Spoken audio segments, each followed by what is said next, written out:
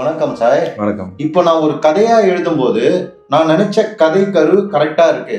ஆனா திரைக்கதை வடிவமா மாத்தும் போது அந்த கதை கருவே இல்லாத மாதிரி தோணுது. அது ஏன்? அது ஏன் அப்படின்னா அந்த கதை கருவுக்கு அந்த சின்ன அளவு உலகம் தான் சரியா இருக்கு. ஒரு பாட்டி வடை சுடுறாங்க, அது காக்கா எடுத்துட்டு போகுது அப்படின்றது ஒரு சின்ன கதை. உங்களால அதுக்கு மேல அதை இழுக்க முடியாது. உங்களுக்கு பெரிய கதையா போகணும்னா பாட்டியோட கதை ஒரு சப் கேரக்டர். அது ஒரு சின்ன கதாபாத்திரமா மாறிடும். அதோட கதை உலகம் ஒரு பெரிய கதை உலகத்துக்கு கீழே இருக்கும்.